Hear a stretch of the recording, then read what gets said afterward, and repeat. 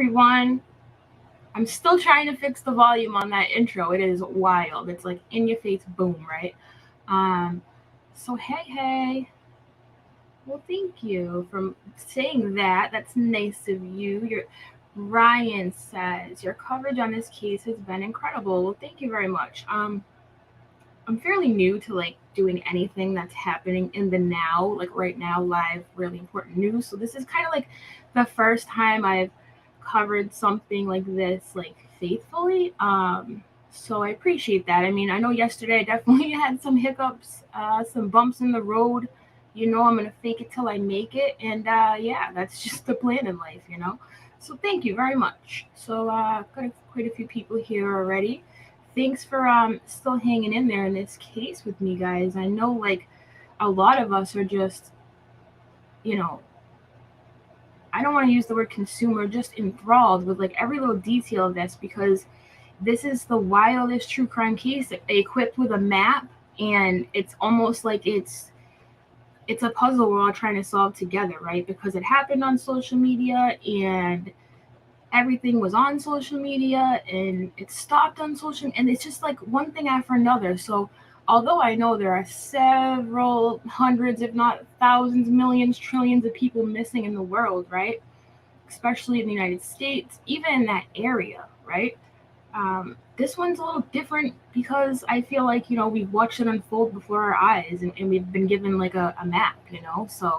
Um, so anyways, what I wanted to go over first and foremost is, this this aerial view from the helicopter. Now, we spoke about this yesterday, right? We talked about how it's kind of crazy that the news is always up there in the air, right? Because let's say that Brian does have, somebody on the outside he's able to talk to. Let's say he has a solar charger for a burner phone, right? It's kind of scary to think like that somebody could be just saying, hey, they're north, they're south, they're this, they're that, they ended the search for the day, or they're not coming back till here and there. So it's kind of crazy. Like, it's almost like it makes me nervous in a sense, right? So, anyways, this helicopter dude, Eagle 8, I believe he's called. He's the one from WFLA. This is his newest aerial shot from I want to say like an hour and a half ago, 2 hours ago, and I thought it was pretty interesting. So I thought maybe we could start there before we get into the arrest warrant, right? Like, I wasn't even home yesterday when that arrest warrant hit, and I really wanted to go live like right away, but mom duties and whatnot. So there's that. But let's get into this aerial view, and then after that, we'll talk about the arrest warrant and things like that. And plus, there was a new Brian sighting, and it's from another woman who says that she picked him up hitchhiking, and that's super interesting. I found that out at like 6:30 this morning when I woke up. So we'll get into that after this, all right? So a couple things we're going to go over today. Quite a few things I have lined up here, and hopefully I'm a little bit more organized than yesterday. Sorry about that. Hot Mess Express coming through. Choo choo. You know what I'm saying? All right. So I'm going to mute myself. Let's play this. Ready?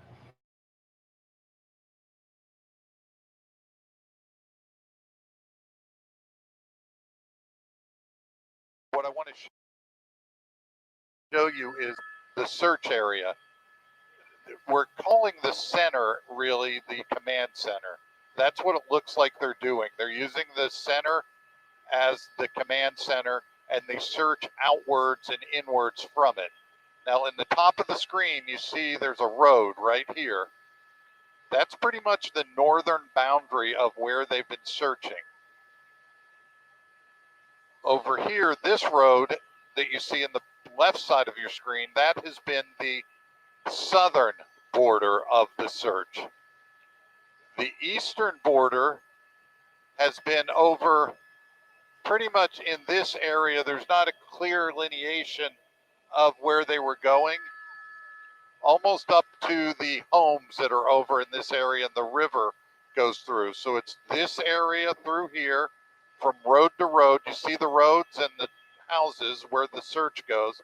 The center of the screen is the center search, and out to the east, they really have only been going not that far. It's not a very big area. So again, this road that we're over now, that's the northern area of the search. They really haven't gone much further north of it. So something has led them to this general area. So something has led them to that general area, and it makes you wonder what it is, right? It's so funny when people say Marilyn Monroe. Like, I am literally a bootleg, ratchet ass version of Marilyn Monroe. I did have her hair cut a couple months ago. It kind of grew out, but I do really like my hair cut like that. It's a lot easier in the morning to do my hair. So that whole search area that they're in the air, right? Now, one of my lovely subscribers the other day hit me up on Instagram DM. And oh, thank you, Becky Rockwell, for becoming a member. I appreciate that. Thank you. Had hit me up on Instagram DM and said, did you know you could see like a live map of where, aircraft is and stuff? And I was like, that is so cool. And she started to show me like the way they were circling the same area over and over again. And again, can't help but wonder, how does that affect their search? I mean, is there someone telling Brian that solar cell phone chargers are a real thing?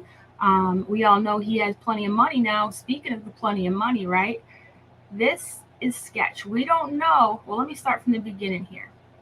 So yesterday afternoon, a little after dinner time, I'd say, we got documents from the FBI, a federal warrant, right, for Brian's arrest. Now, we all were like, oh my God, he is going to get charged with her death. That was my first reaction to seeing that news, right? I was like, yay, now he's going to be held accountable. But there is a method to their madness, no matter how much we dislike it or how frustrated we get, right?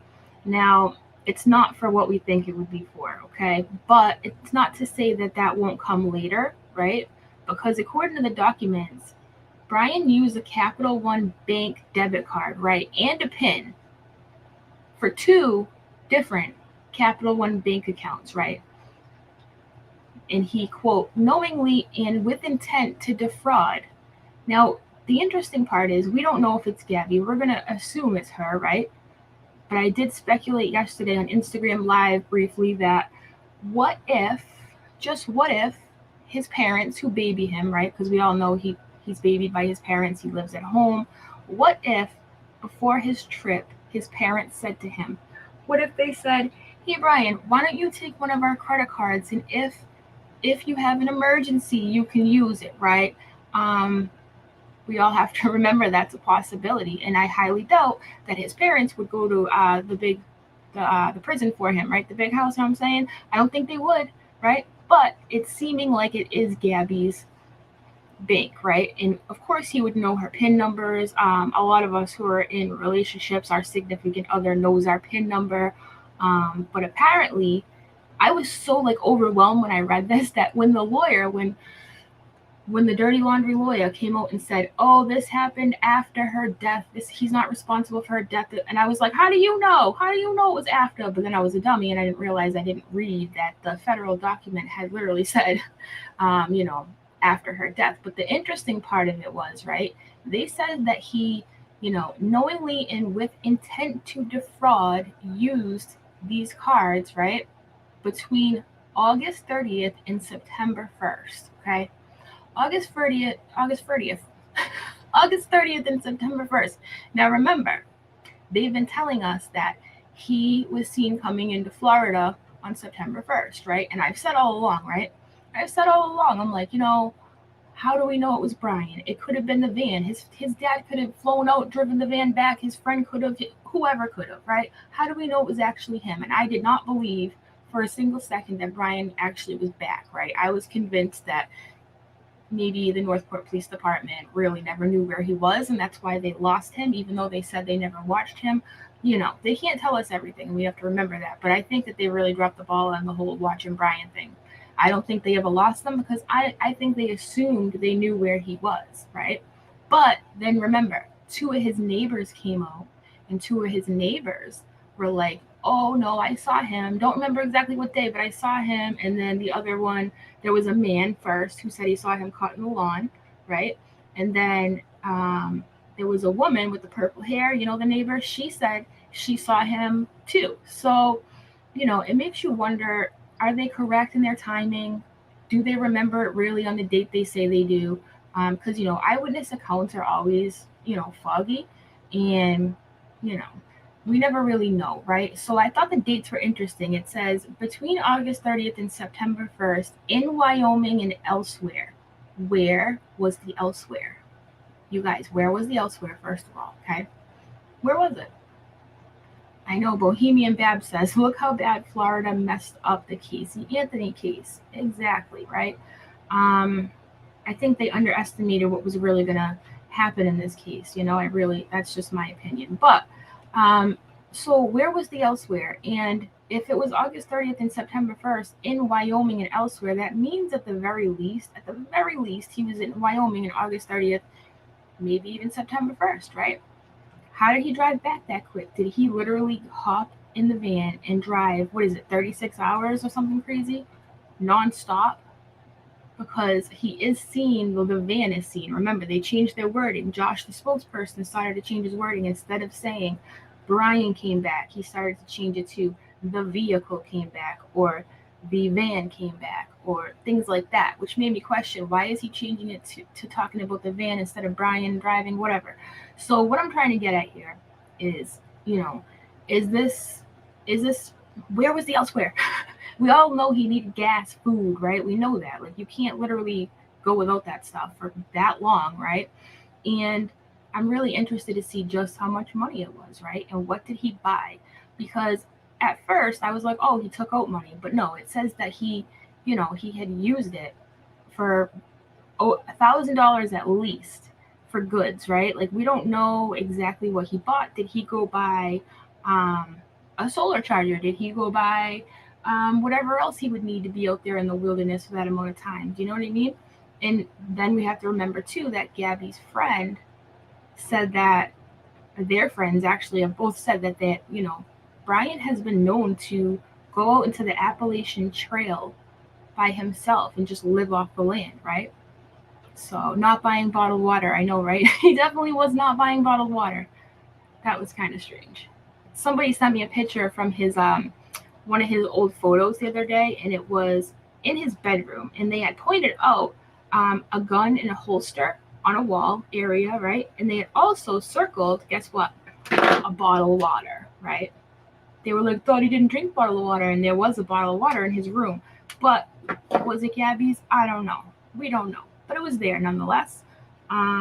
Yes, a bug out bag. Is that what it's called? CNC podcast. How do we know he didn't have a bug out bag? Is that what it's called? A bug out bag? The bag you have ready when you need to be out, and it has everything you would need in it, right? So how do we? So CNC Podcast Factory says, how do we know he didn't have a bug out bag or made one before anyone ever reported Gabby missing, right?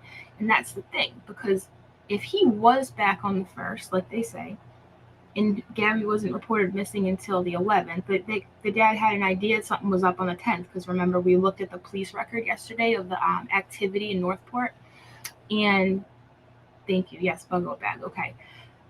He had plenty of time, right? He had plenty of time to get ready, right? But it makes you wonder, why was he using the car just on those days? That tells me there was a sense of urgency, right?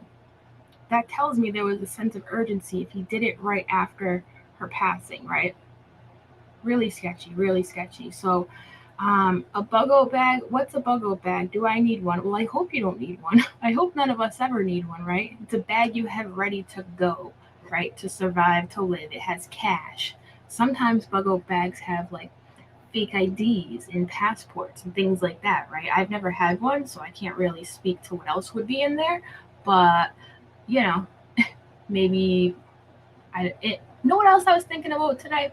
I was thinking, remember those photos we saw, you guys, of Brian and Gabby in the hammock between the trees? Remember that? And how they were sleeping, they were sitting there reading their books in the hammock between the trees. And I'm like, dude, I wonder if, because he had already told one of the hitchhiker drivers that he was sleeping off of a tarp, right? So if he has a tarp and maybe a tree hammock thing or a hammock, he doesn't need to sleep down below with the alligators, right?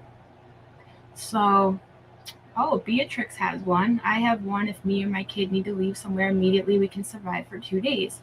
Right. So, I mean, it's something to think about. I know that my family and I, years ago, we started to do prepping. And I'm not supposed to tell anybody we do prepping because, like, my family's like, if something ever goes wrong, they're going to come to our house. Don't tell anybody we do prepping. But remember how, like, when preppers was, like, a huge thing?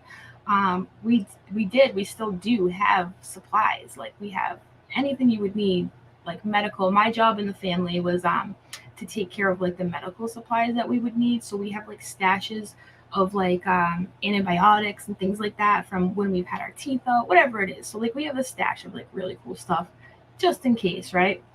Thank you, Wendy, for becoming a member, by the way. I appreciate that. Welcome to my madness. Welcome to the AZ live stream, because we all know I'm going to hold that thought 1 second. So Toby says, thank you, Toby, for the super chat. A bug out bag contains whatever you need to make it to a safe location within 72 hours. If you live in MT, I'm sorry, I'm having an AZ moment. MT. Where's MT? Montana? I don't know. Where is MT? Many folks have something like that in the car. What's the MT, Toby? What's the MT? Let me know, because I feel kind of dumb right now that I can't tell you. So yeah, okay, so it's a 72-hour thing. Montana, okay. All right, so I did have it. Okay, it took me a minute, but you know, sometimes it takes me a minute, okay? I'll be the first one to tell you. So 72 hours. Thank you for letting us know that. I didn't know it was like a make it to a safe location in 72 hours. See, I was under the impression you would just take off with it until it would be like whatever you could hold until you can get somewhere. But 72 hours, okay. Thanks for sharing that. Because I don't really know much about bug out bags, to be honest with you, obviously. Interesting stuff, right?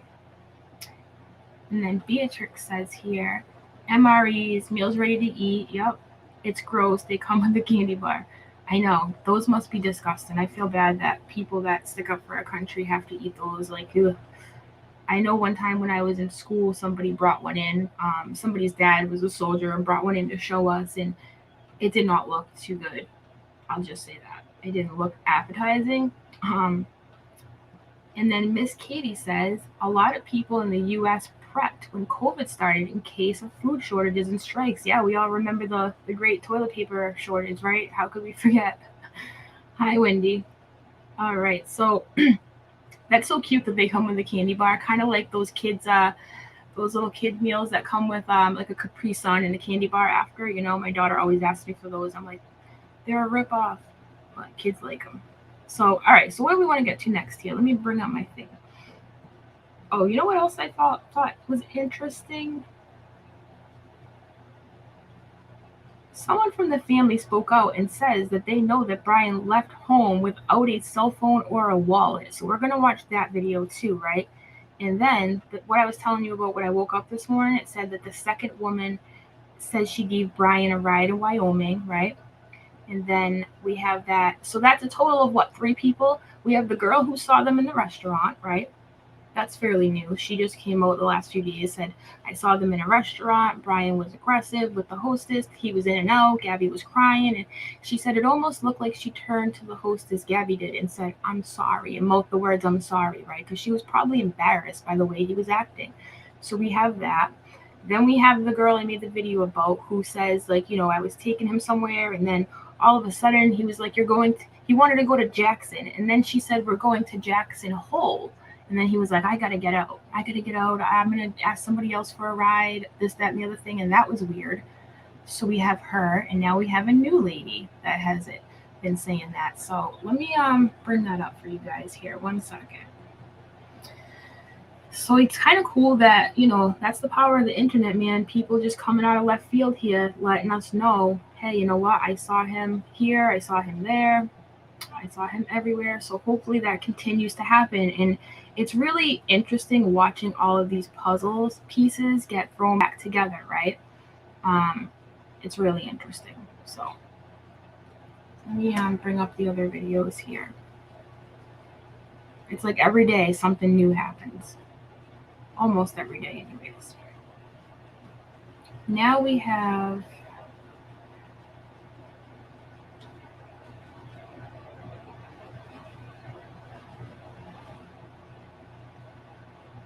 all right.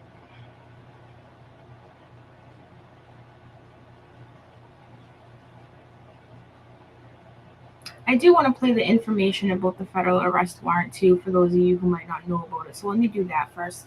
Because you know me, I get ahead of myself. So let's play that. Let me mute myself here. First up this morning, today marks 1 week after Brian Laundrie was reported missing, and now local officials have new reason to find him. The only person of interest in Gabby Petito's death has been indicted by a federal grand jury. Our Chad Mills in Northport this morning. And Chad, Brian's federal charge, the most eye-popping part about this, is actually not for Gabby's death. What is it for? That's right. Instead, it involves something that Brian is accused of doing after Gabby went missing in Wyoming. There in Wyoming, a federal grand jury decided there is enough evidence to charge Brian with something that's called use of unauthorized access devices. Here's what that means. According to the indictment, Brian used a Capital One debit card to withdraw more than $1,000 after Gabby's death, a death since called a homicide.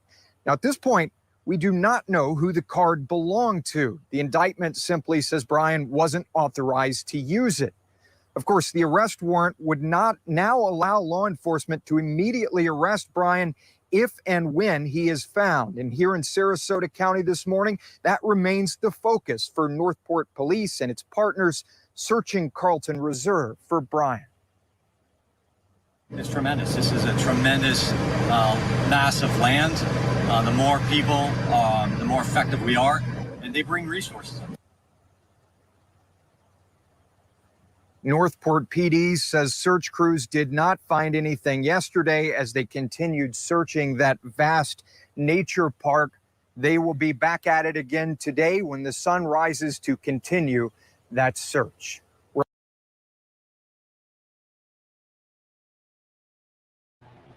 Yeah, so we have to just remember that, like, he was hitchhiking prior to her being reported missing, right? And why was he hitchhiking, you guys? If he had the van, right? If he had the van, why was he hitchhiking? Does anybody have any ideas? Did he initially plan on ditching the van?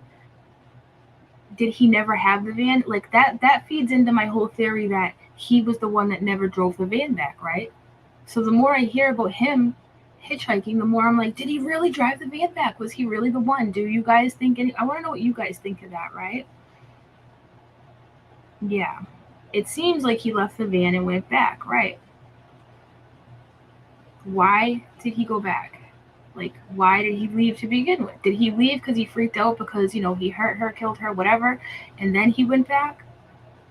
Like, why did he go back, though? Why would he go back? Kim, that's the thing, right? Did the parents come and get him? Did they? I think that they might have, right? I think they might have. That's just my opinion. But let's see here. Let's go to the next video.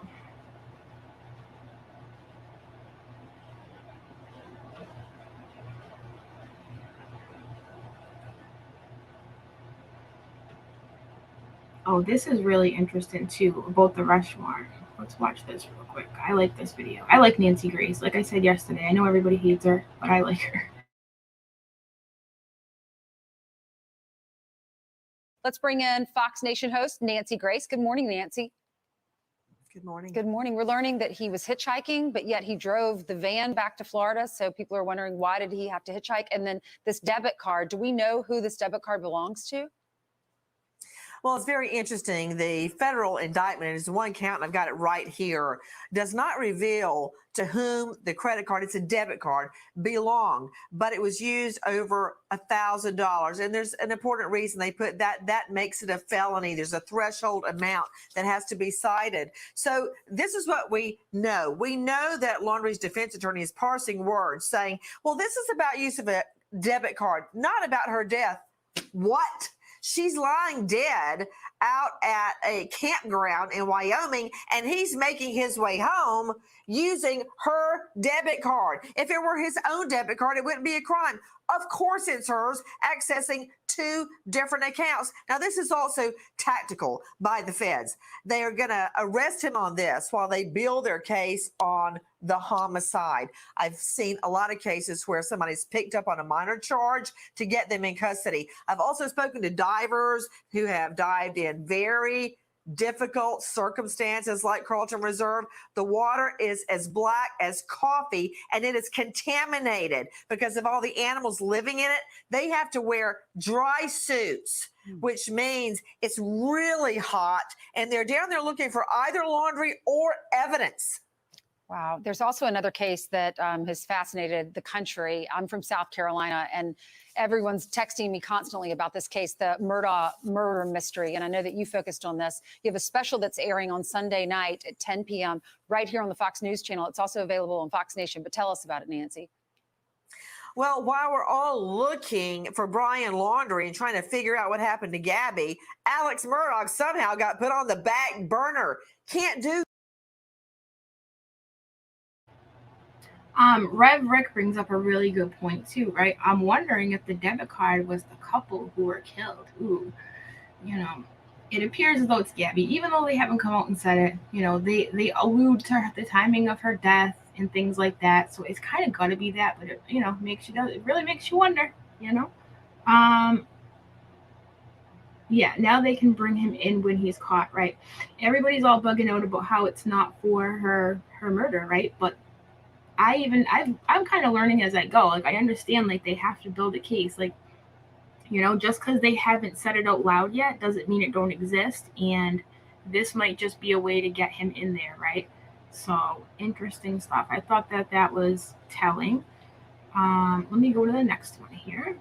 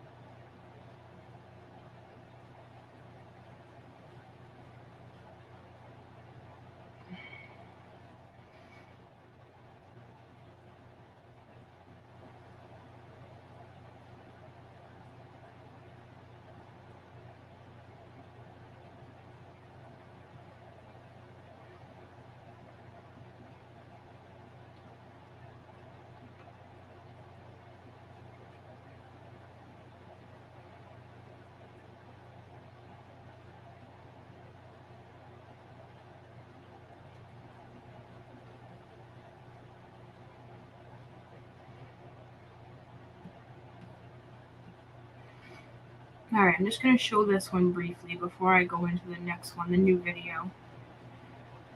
Oh no, what happened?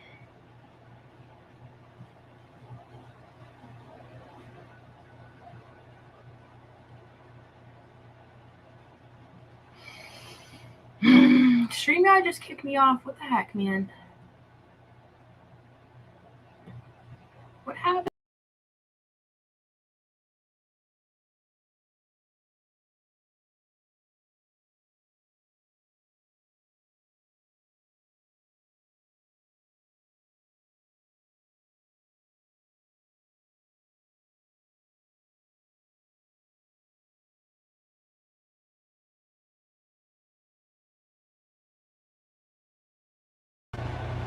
You guys, StreamYard just kicked me out again.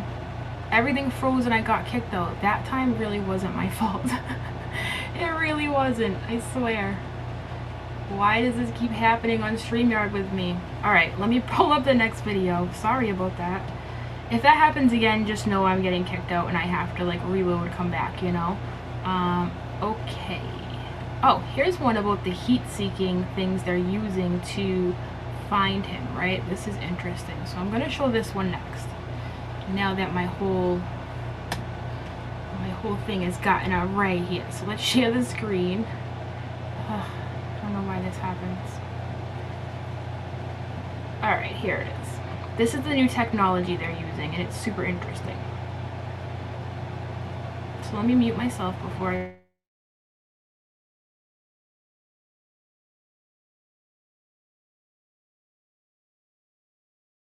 More than half a dozen law enforcement agencies are assisting in the search for Brian Laundrie. And ABC Action News reporter McKenna King continues our team coverage live outside the FBI field office in Tampa.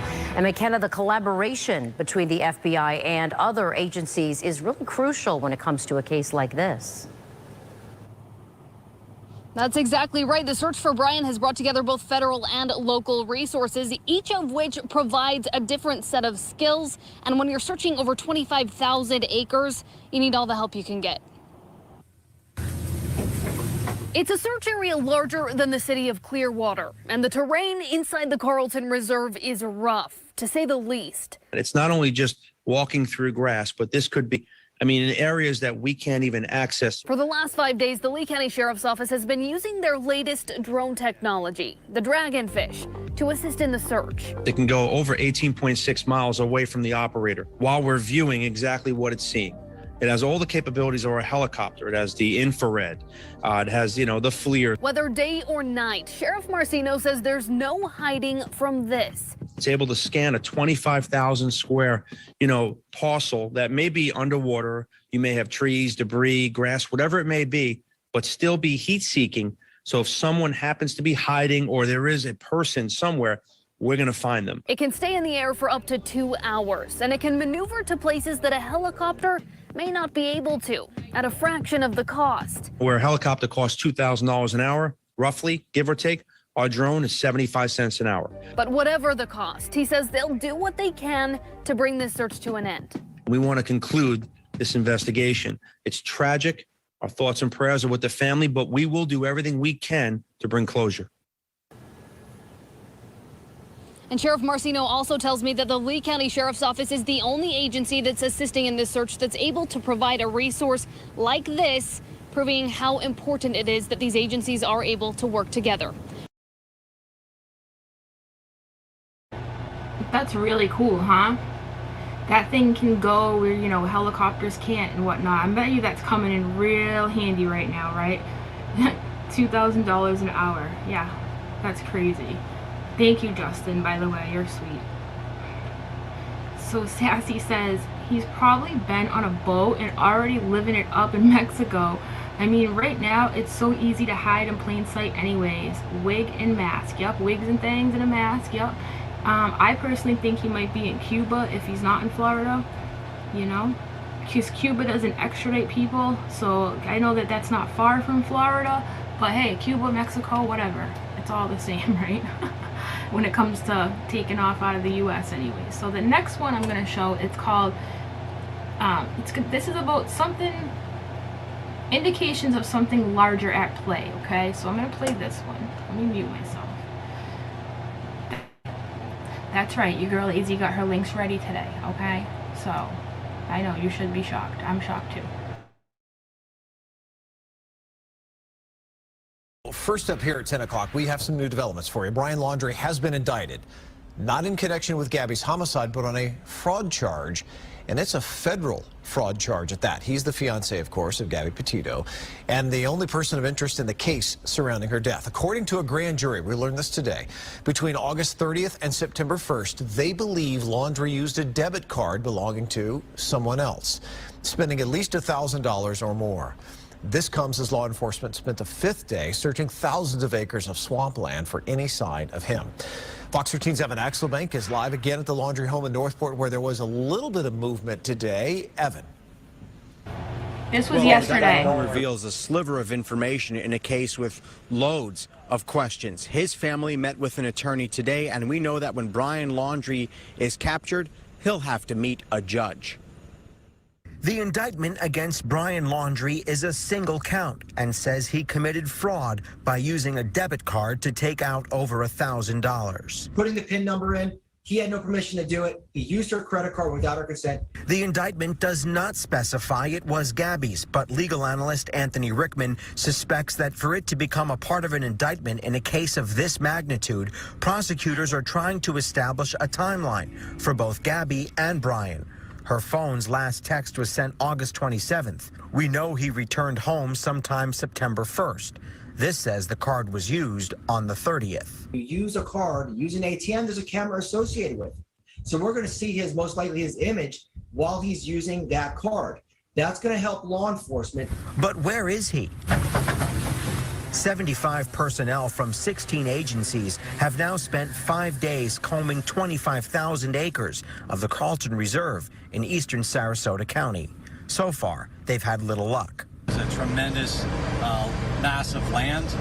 The more people, the more effective we are. Laundrie's Mustang had been there before his parents said he'd gone hiking. When you look at how much manpower, how much time, how much effort law enforcement is devoting to one single area, it tells me that they have good reason to believe he is still there. No matter where he is found, the key to the indictment may be what's on page 2. It's an arrest warrant. It says he has to go before a U.S. magistrate without unnecessary delay. While it's still unclear as to whether anyone will be charged in the death of Gabby Petito, which has been ruled a homicide, there is now a charge that he has to answer for. And that means that when they get him, he goes right to a judge. Right to a judge, right into custody, no ifs, ands, or buts. His family left. All right, thank you for becoming a member. Stitching with the Sister Flies, I appreciate that. Thanks for becoming part of the T-Spiracy world. I appreciate you being here. I've seen so many new names, you guys, and before I get into what I was gonna say, I want to say one thing briefly. My channel is not I don't have like a niche, so to speak. Like, I don't do just true crime. I don't do just one specific area. I talk about whatever it is that I'm passionate about at the moment, right? So the reason why I bring this up is I see a lot of new people, and I see a lot of new people becoming members, and I just don't want to disappoint anybody down the road, right? I don't want to put out a video in a couple weeks that's like drama related to something going on in the news and have people be like, I thought this was a true crime channel. Do you know what I mean? I just don't want to. That's my biggest fear, is I don't want to disappoint people later on. So I just want to let you know, you never know what you're gonna get from me. And my biggest fear about this channel is just disappointing people and then being like, why are you talking about Trisha Paytas or without a crystal ball? I came here for Gabby. Do you know what I mean? So it's whatever is going on. I don't have a specific thing, but I appreciate everybody being here nonetheless. So I just don't want to. The other day somebody said to me in comments, they were like, I really love your channel. I'm so glad I found a channel that does true crime and doesn't do drama too. And I was like, I was like, you must not know about me. I'm going to tell you right now that might happen, you know? So, exactly, Bohemian. I'm like a box of chocolates. You never know what you're going to get, but you know what you're not going to get? The one with the coconut in it, or the one with that coconutty cream in it, because that's one thing I won't be in my box of chocolates, okay? Just so you know, you're never going to have to worry about those yucky ones, right? So, let's bring up the next part of what I wanted to talk about. Oh, Strawberry. First name Straw, last name Berry. Thank you. My theory is he hitchhiked to the area where there were showers because he had blood, etc. on himself and hitched back to the van. We don't know if he had blood on himself, right? I mean, we think he did, but we still don't know exactly. We know that Gabby was killed, right? But we don't know, God forbid, was she stabbed? Was she choked? Was she strangled? Was she shot, right? Does it necessarily mean he'd have blood on him? I mean, I don't know. It depends, right? We would think he would, but that's a good theory, Miss Berry. Definitely something to think about. Hitchhike back to the van. He was going in the opposite direction from where the van was found, though. When he was hitchhiking, from what I understand anyways. I get lost in my own city, so don't ask me about directions and which way, because I'll be the first one to tell you I'm not good at that, alright? But here, what's the next one I had? Oh, this is the new lady who's seen Brian. I want to read it to you guys. Of course, the friggin' Daily Mail was the first person to come out with this at the crack of dawn this morning, because the Daily Mail usually finds all kinds of people to talk that they're usually, I don't like the Daily Mail. I know they're not reliable or whatever, yada yada, but this is interesting. so we're going to talk about it anyways. So let me bring it up so I can show you the page. 1 second here.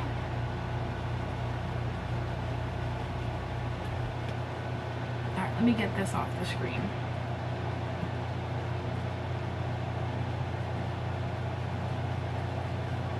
Okay. Oh, Strawberry, thank you for reminding me. Let me read that first before I continue here.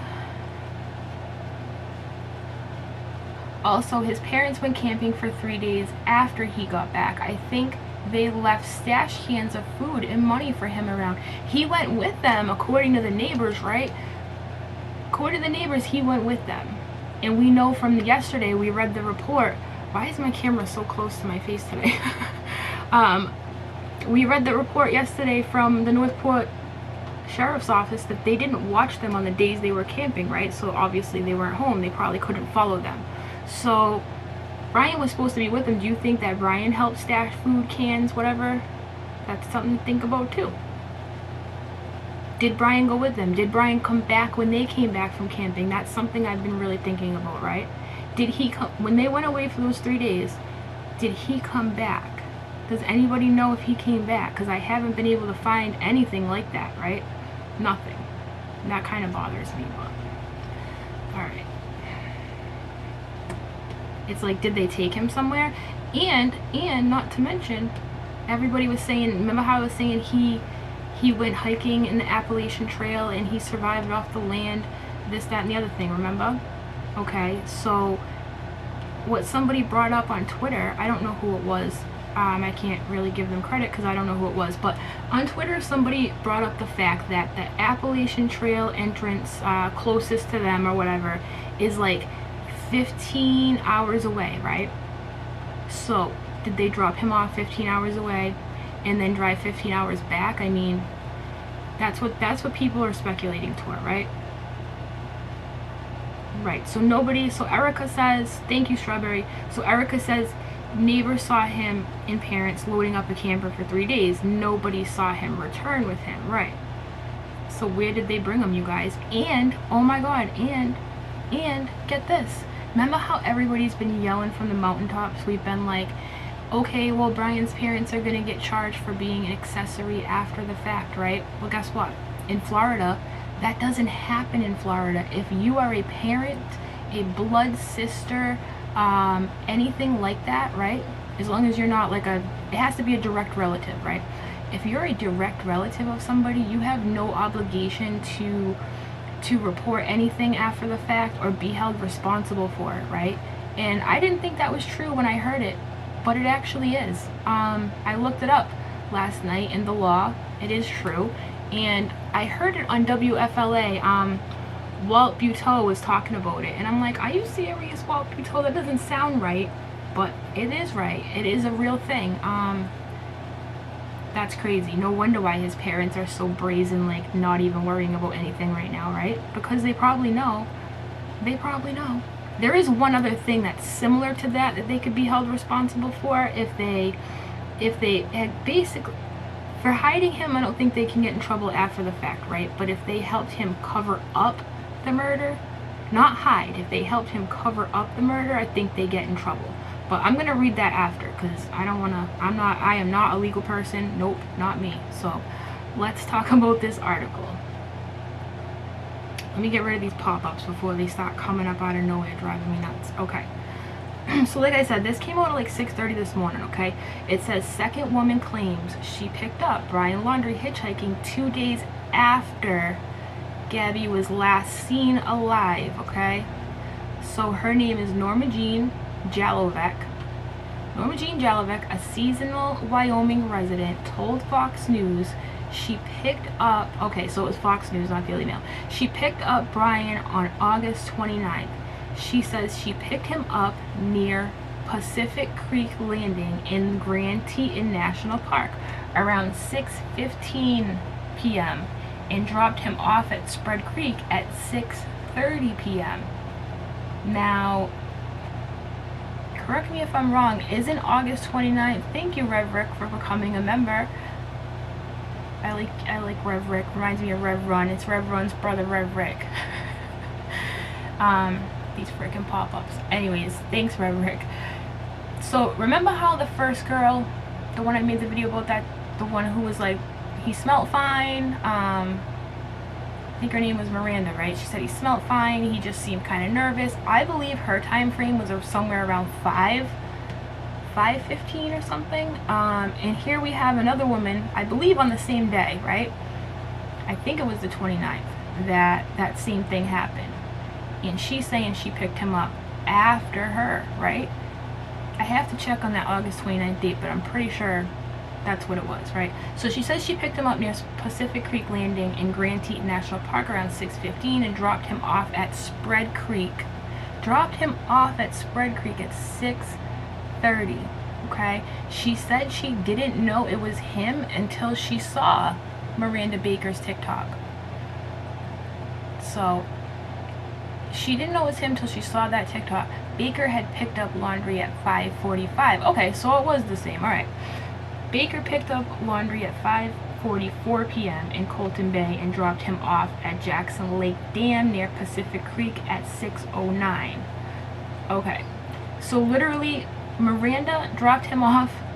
The one we've known about, the one who said he smelled fine, whatever. She said she dropped him off at 6:09, right? This new lady says she picked him up at 6:15. That's wild, right? What are the odds of two people, one after the other, bang bang, being able to be like, yep, it was him, right? So that's something else. Okay, so she admitted she doesn't normally go to the area, but went to attend a mass at a chapel of the Sacred Heart in the park. So she's like a woman of God, right? So I don't think the woman of God would just make this up, you know, you never know. But I'm more inclined to believe her, right? What do you guys think? So there's that. I mean, even her timeline adds up. And then it goes on to talk about the stuff we already talked about, the card and stuff. So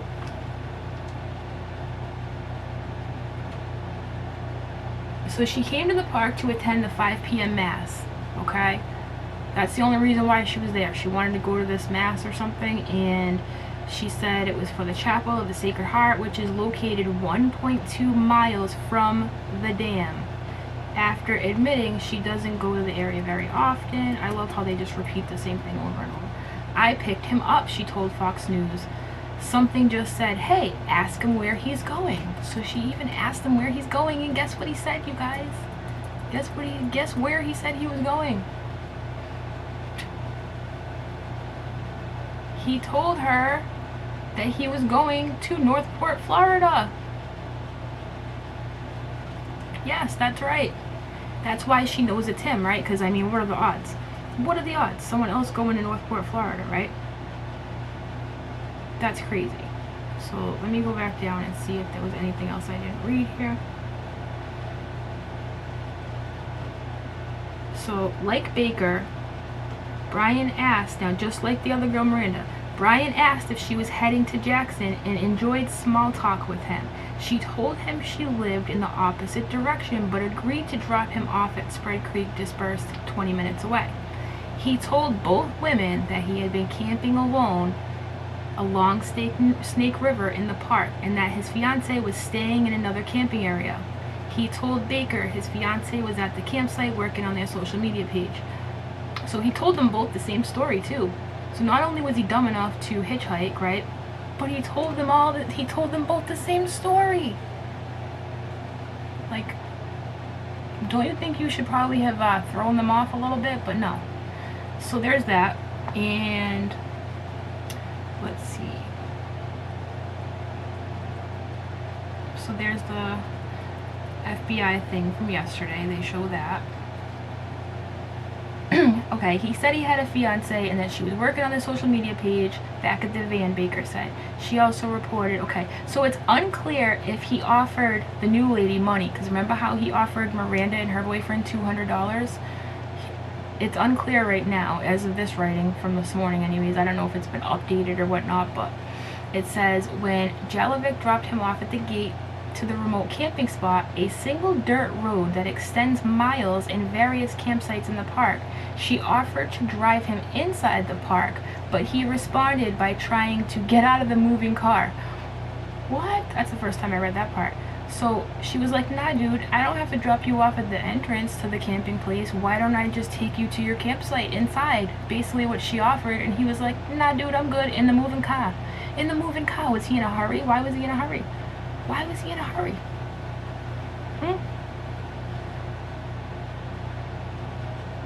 How are people just realizing, well, Modern Prospector, I pondered that too, right? And not everybody watches the news. Like, for example, I don't watch mainstream media news unless I'm specifically looking for a specific situation, kind of like this situation. It's the only reason why I'm going through news sites looking for news, right? I never watch TV either, ever. I don't even have cable because I don't even watch TV, right? So you gotta think, like, not everybody goes on social media every day. I don't have a TikTok. I don't know about you guys, but I don't have a TikTok, right? And that's where Miranda Baker's video was initially, right? So I can see how somebody might not know about it, or it might not click, right? Because remember the girl from yesterday that we watched, the one who was like, oh my god, I saw them in the restaurant. She's like, it didn't even click, right? So I know that Modern Prospector, as a former, you know, were you a sheriff? You were definitely law enforcement, you told me. So I know that your instinct is to ask that question, right? But I can understand it. I mean, that's just my opinion. Could she be lying? Yeah, but how are people just realizing they saw it like a week later? Because first of all, too, you gotta remember, nobody would ever think, like, let's say you went on vacation to Wyoming. Would you ever be like, gee, I wonder if it wouldn't hit you, right? Like right away. I don't think it would. I would think to myself, what are the odds? I probably never ran into the dude, you know, I doubt it. But maybe she had no idea about the story until she saw a picture of him or the video, like she said. I mean, a patrolman. Okay, thank you. I just want to make sure I got it right. A patrolman. So I understand it's in your nature to ask that. I don't blame you for asking it at all.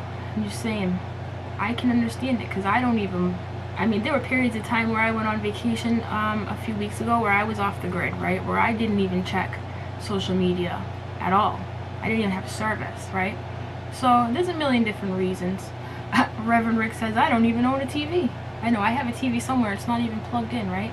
Some people watch YouTube on their TV, which I think is really smart, which I could do because I have a smart TV, but anyways, let me not deter too far away from what we're talking about here. Okay, so there's more to read. Hold up, let's see. So it's unclear if he offered the money, right? So yeah, she dropped him off at the gate. He got out of the moving car, she said. She allegedly followed up with a joke about him wanting to impress his fiance by hiking into the campground rather than getting a ride. He apparently insisted she let him out of the vehicle. Now, Jalovik's encounter with Laundrie came only minutes after Baker and her boyfriend dropped him off. Yep. So that's pretty crazy, right? She says, well, that's Baker's story. I don't want to read that again. I don't want to read Baker's all over again. Yeah, Baker was the one that was like, he didn't look dirty, which really doesn't mean much to me because, you know, when I went camping, I still showered. But you know what I learned today, you guys, that I didn't know, right? The place they were at wasn't like a normal, your average, like a COA campground. Like, it didn't have like bathrooms and stuff, I guess. Like, when I hear campground or camping, I think like, okay, they must have some sort of facility to wash up in, right? But according to what I heard earlier, or last night, one or the other, they didn't have that there. So now I can see why Miranda Baker made it a point to say that he smelled halfway decent, right? Okay, what is this? So Catherine says, I'm praying the credit card camera got photos of him and his face. It tore up Gabby's fighting back. He had 2 weeks to heal at mommy's, right? Yeah, if she did fight back, yeah, then he would probably be healed by now. You're right. That's a good point too. Alright, so what do we have next here? Yeah, the hitchhiking being used for alibis makes sense. I mean, but don't we want to believe he was back by the 1st though? I just don't understand the alibi. Like, how many days later was she found? Like, why would he need an alibi just for that evening? So if he was acting weird that evening, trying to hitchhike and get out of there, whatever he was doing, then obviously that's probably when she died, if not right before that, maybe the day, who knows. So I haven't really pondered that time frame too much about why he would be trying to get away when the van came back anyways. Like, it's just strange. All right, so you know who Geraldo Rivera is? Geraldo Rivera is kind of trashy, but he's come a long way anyways. He's 78 years old now, first of all, which is crazy because I didn't think he was 78 years old. Yesterday, TMZ ran into him, and TMZ was like, oh, Geraldo Rivera, what do you think of this Brian Laundrie thing? And he literally said something along, hold on, I think I have the quote here. Dude's 78 years old, I can't even believe it. He said, I think Brian Laundrie should kill himself. That's what Geraldo Rivera said. You know, the guy that's on the news. He said, have the dignity to spare us this absolute BS, he added before walking away from TMZ.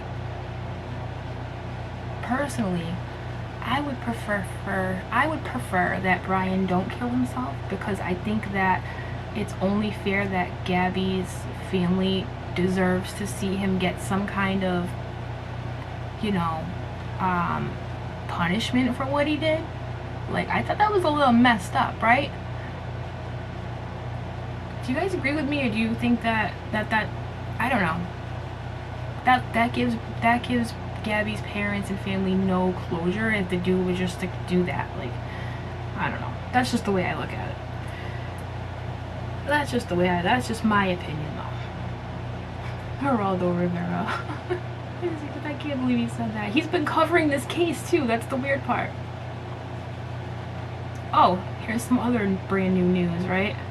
Which I thought was very interesting. So, Gabby's service is going to be open to the public. Okay? It's going to be open for the public from 12 to 5 at Holbrook Funeral Home in New York. Maloney's Holbrook Funeral Home in New York. Open to the public. That's wild, right? Alright, let's watch the next video here. Do you want to watch the one about, let's see. Oh. Let's read the one about him leaving without his phone from the family source first. Let's do that. Okay. I actually haven't even had time to really read this whole thing either. I kind of just read the headline. Let's see. Brian Laundrie left home without his phone or wallet. His parents were concerned he might hurt himself. Okay. A source close to the family. I always struggle with this. A source close to the family. Anybody could be a source. Ugh. Told CNN, that told Chris Como, right, that he left his parents' home last Tuesday with no cell phone and no wallet. Okay, first of all, who is this person?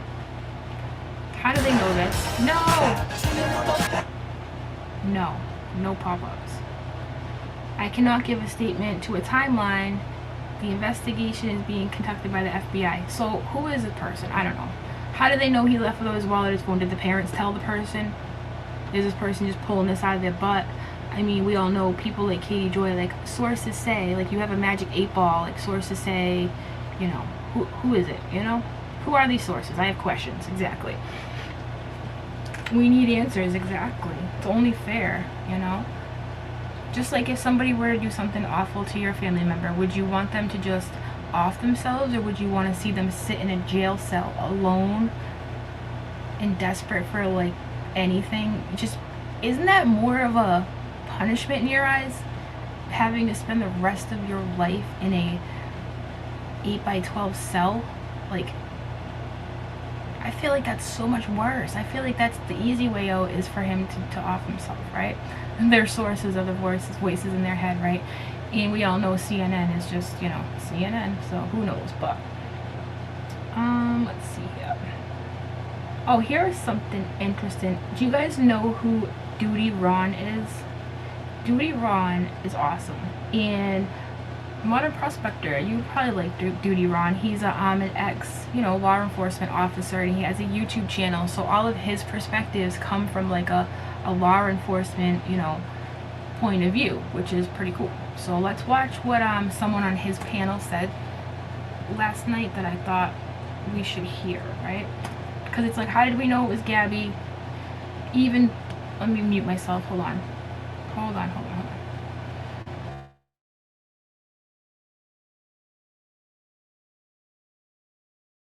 Okay. She was, Gabby was found in the Moran Vista camp area, which is what they call a dispersed campground. In other words, it has no facilities. It's not a place where you just pitch a tent and get water, showers, or electricity. This is very, very remote area, very wild area. Now, after 21 days, we all understand the nature of decomposition. And in addition, being a wild area, there are bobcats, cougars, all kinds of vermin, and you have to be realistic about what kind of remains you'll be looking for.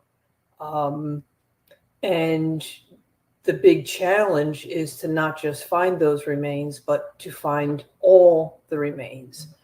You mentioned that the medical examiner's office had gone back a second time to the site, and that's most likely because they may have found that they were missing a bone or some such, and went back to see if they could find everything.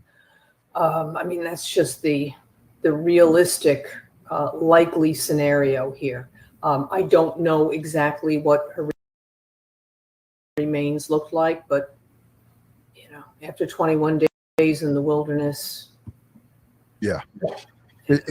It's a lot of people were talking about it in chat rooms that I was monitoring and things that I was seeing. We spoke about how the lead FBI, the lead agent in charge, before the body was removed and brought to the coroner, he gave his condolences to the Petito family, to the Schmidt family. I was a little taken back by that, but once I thought about it for a few moments, I said, there could be many variables that came into play there. Have you ever seen that go on in your time where condolences are given to a family? And if so, what are some of the identifying marks that could be on a human body, such as a 22-year-old girl who has been out there in the elements for a good 20-25 days? What could they have seen to give them that positive idea? You're right, Ron. It's not really correct to give condolences to a family until a positive, and I mean positive, identification is made. And a positive identification is not just viewing the body, because people can make mistakes, but DNA, fingerprints, or forensic odontology, but they compare dental records to the teeth that remain. That's a really good way to identify people because it's so unique, what work you may have had done. But of course, you have to know who you're looking at in order to get their dental records, or who you're looking for. So it is very unusual for the agent to have given condolences to a family without confirming an ID. Now, could they have the exact clothing that she was reported to be wearing? And could it be that it was ID in her pocket? Maybe her hair was, rather right, distinctive. Right. Or I get what you're saying. Right. These are some of the things that we've all gone through in our heads. And now most of the folks, can come to that, realization that there could be some identifying marks. But we talked about, and many people had conversations about the tattoos. What's the odds of tattoos still being visible in a decedent 20 some odd days out in the elements like that? Well, you know, this, you can have the skin tends to slough off in decomposition. So the top layers of skin would likely be gone. It is possible in flesh, in muscle, or in fat cells to see the ink of a tattoo. Sometimes you have to use an alternate light source, which Ed can tell you all about, you know, to light up the various pigments in a tattoo. But again, we're talking about. So I just want to pause it right there for a second. That's pretty cool, right? They can use like special lighting to light up various pigments in the skin, right, for tattoos.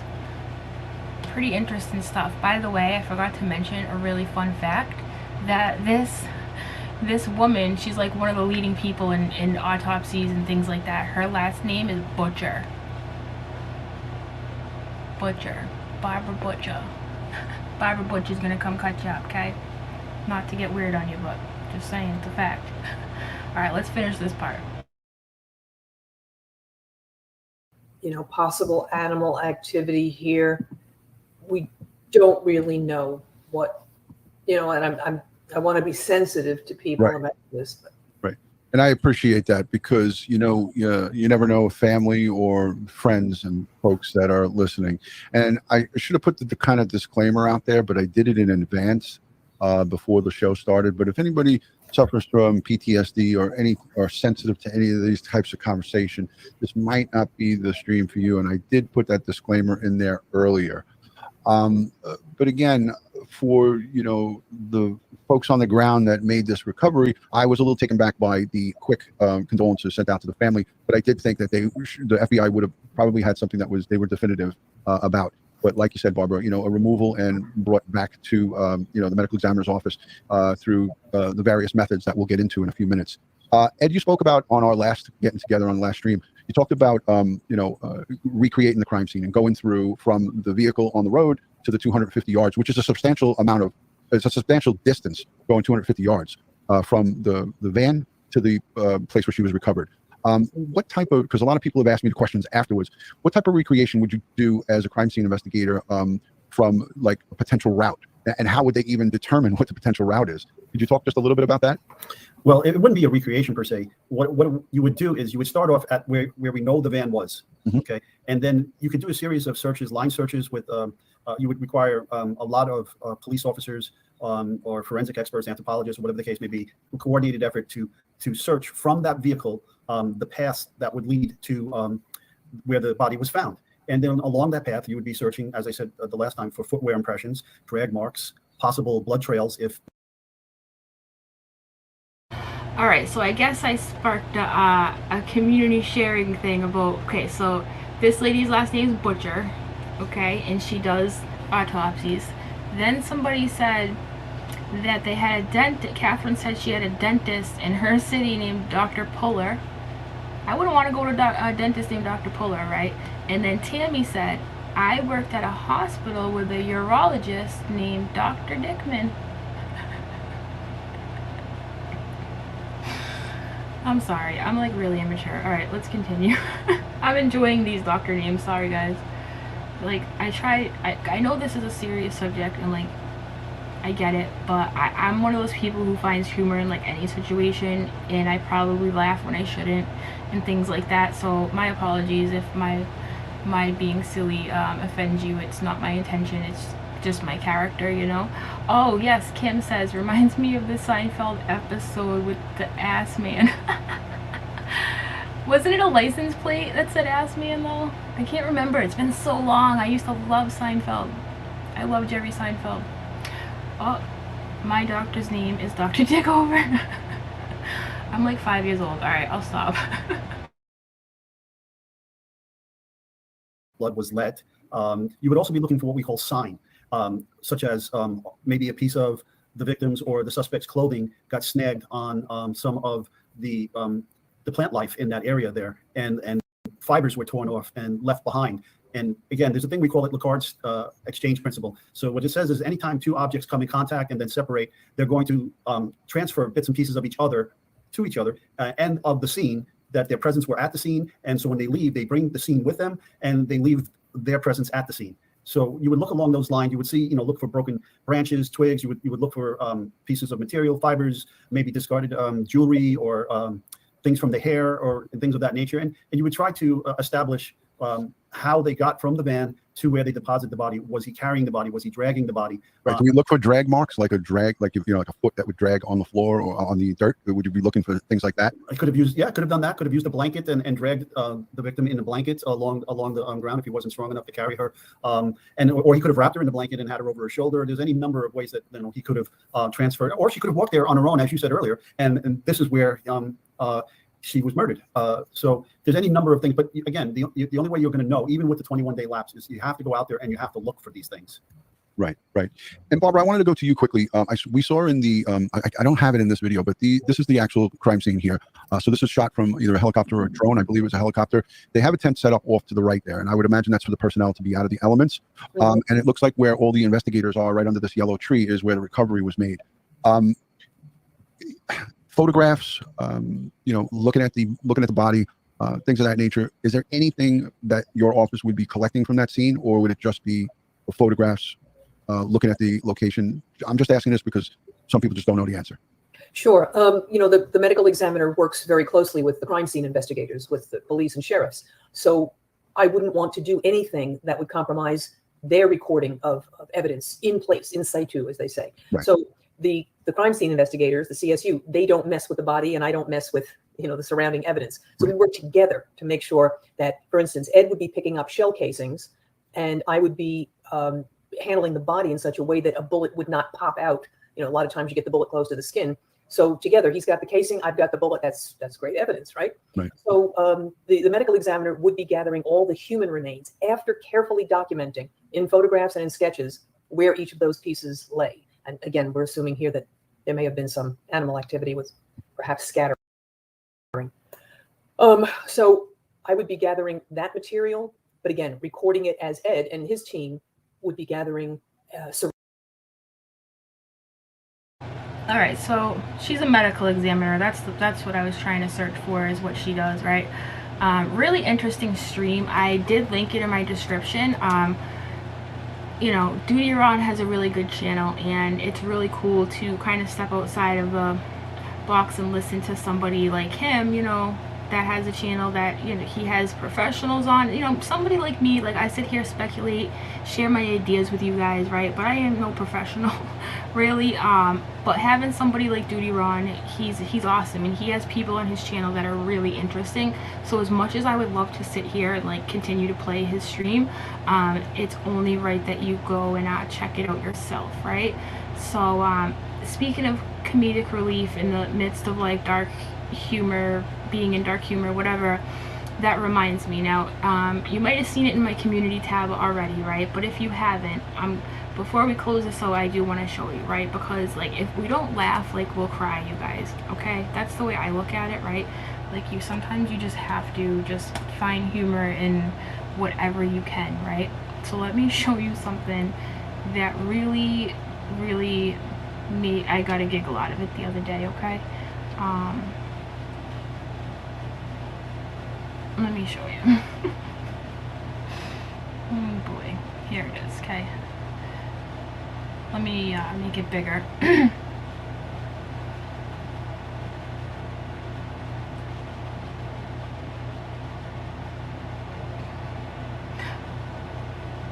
All right. Of course I hit the refresh button, why wouldn't I? All right. What you're looking at right here, right? Let me get this comment off the screen. What you're looking at right here is a screenshot I took from one of the Facebook groups I'm in, right? There's a bunch of Gabby Petito Facebook groups where we all share ideas, and it gets really monotonous in there and annoying sometimes, because people will be like, oh my god, Brian unfollowed 2 people, here's the screenshots of it. It gets really, what's the word I'm looking for? These people, they notice everything, right? It's even stuff that nobody cares about. So as if it wasn't becoming a little bit weird in there because we were running out of information the other day, but somebody said this, right? This is what this person said before I read you what really happened. The person said, they already know that Brian is dead. The news said they are searching for Brian's remains. They didn't. If they didn't, he's been dead in my opinion, because they said they're looking for Brian's remains, right? And everybody was like, what? Nobody said they were looking for Brian's remains, right? Come to find out, what she was talking about was this. And it was an article. It said the Gabby Petito's death officially ruled a homicide. An FBI-led criminal investigation in search for Brian Laundrie remains focused on a dense, swampy area. The investigation remains focused. She saw that and was like, Brian's remains? It was like, you high-chair detective. And there's no armchair detective in it. They're high-chair detective in it. And yeah. And then there was an episode, if you missed it yesterday, on Tampa 10, they had their headline ridiculous, right? It said, Gabby Petito talks to Dr. Phil. And like, I tweeted them and I was like, fix your title. And they did. They went in and fixed it. But I have a feeling I wasn't the only one complaining about it. Hello. But yeah, so we all kind of got a little giggle out of that, right? So, I don't know. I'm weird. If you don't like my weird sense of humor, I'm sorry. But hey, before I end this, I do want to show you, in case you missed it, let me take this off the screen, because I just adore this little thing I have here, right? So look. This is my new planter. I don't know what to name him yet. Her, him. I feel like it's a him, even though it's like iridescent. So I was thinking, like, if you guys could help me name my skull planter. Oh, speaking of skulls, you want to see it? I like skulls, okay? For some reason, Jay, I had a feeling you would like this. Jay, I have a feeling you would like this. And I made this last year.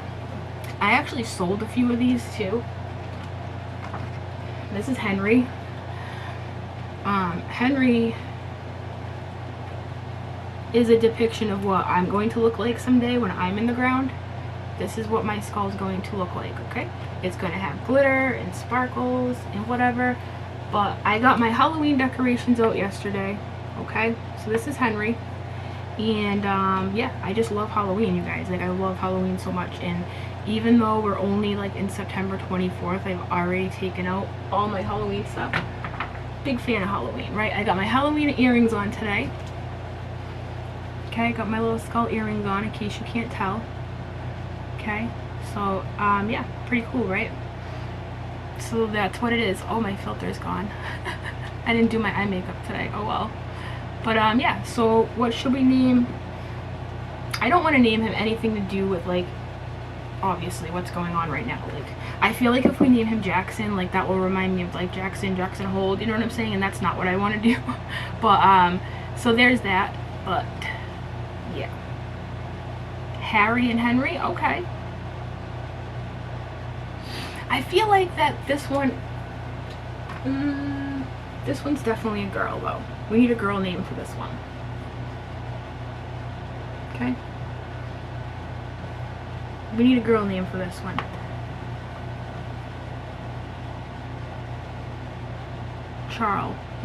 Charlie. We can still name it Charlie. Alright, fine, Charlie it is. No, for this one. This is a girl one. This is Charlie. Wait a minute, what am I talking about? This one I need a name for. Sebastian the skull. Linda. I know, you guys probably think this is highly inappropriate to be talking about skulls, but listen, it's Halloween time. I'm not doing it as any disrespect. So before one of you haters out there is like, oh my god, Izzy is showing her skulls and having people name them on the... No. It's not what this is about. So don't even, okay? Put your glasses on and call her Phyllis. Oh my god, do I have my glasses in here? Do I? I was hoping I had them hanging right there, but they're not. 'Tis the season, right? Bonnie Biter, I like that. Bonnie Biter, I think that's a good one. I love Halloween so much, you guys. I do. And Tiffany Sparkles. I love it. I love Halloween. My kid is gonna be, we already got her Halloween costume. Like, she's gonna be the girl Pennywise, like the Pennywise clown, but a girl version. We got our red hairspray, so her hair is gonna be red and 2 pigtails. And she's like, you have to get me a red balloon. I'm like, you don't want to carry a balloon around while you're trick-or-treating. But then I thought, if I get a helium one, like, I could just tie it to her somewhere and it could just follow her. Do you know what I mean? Stanley. Stanley's a good strong name. Bye, Heather. Sebastian is a pretty badass name. I feel like that's a good skull name too. Anyways. What I'm going to be doing tonight, you guys, I'll share with you at some point this week. Tonight, alright, speaking of my love for skulls and things like that, I have a bunch of animal skeletons that I'm going to bedazzle. So, quickly, I'm going to give you what the before looks like so I can show you the after. But I have to run out the door for 1 second and grab them. So stay right here, and I'm going to be right back. Because you guys, I want to see what they look like before and after. Okay? I got them at Walmart and I love them. Hold on, I'll be right back.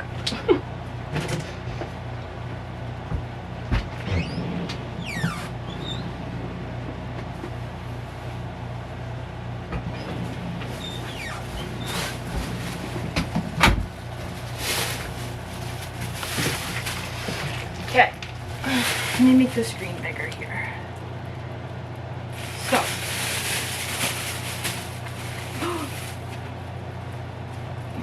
these are my other skull earrings. Okay. Then I got my daughter these for her hair for school. I'm sorry, I'm not used to like putting things up to a camera. Like, it's definitely backwards. They're candy corns. Candy corn bows. Aren't those cute? What else do I got here? Little boo bows. Those are cute. Okay, here's my animal skeletons.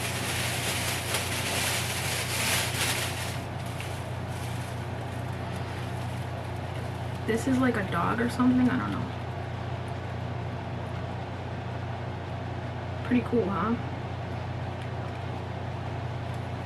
I don't like the tail though. I don't know. That's one thing I don't like about these is the tail. Creepy. And then I have a bat. I like the bat.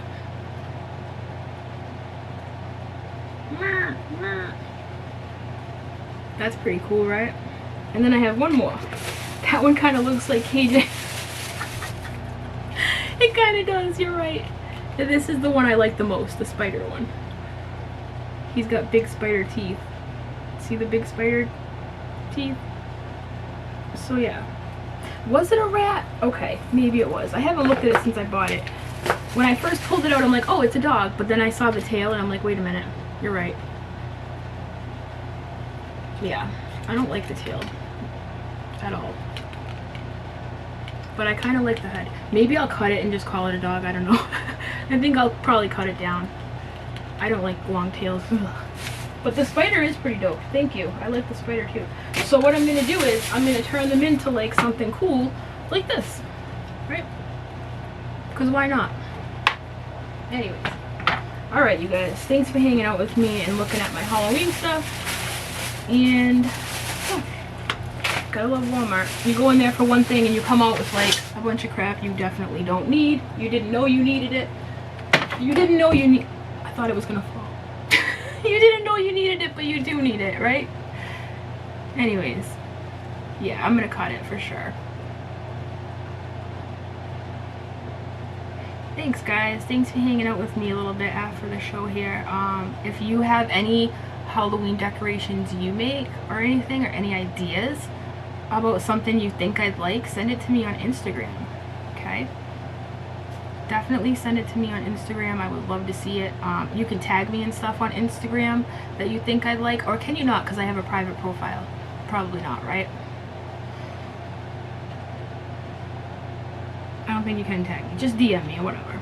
I want to make a one more thing. I know I keep saying I'm gonna go, but one more thing. I want to make a Halloween wreath. I've never made a wreath in my life. I don't even know how to say it right. A wreath. A wreath? I don't even know, but I want to make a Halloween one. You know what I'm talking about. The things you put on your door, the wreaths. Never made one, but I want to make one. So I'm looking for a Halloween one. So if you see one, let me know. Okay, guys? Okay. I have 2 bat houses. Ooh, you have bat houses? Like bird houses, but bat houses? Oh my god. I want to see that. Huh. Cape. I know, it does kind of look like Katie Joy. Maybe I'll put a bunch of layered necklaces on it. Like, now you got me thinking. Alright, I'm gonna go before I get in trouble. Alright guys, I'll talk to you later. Bye everyone.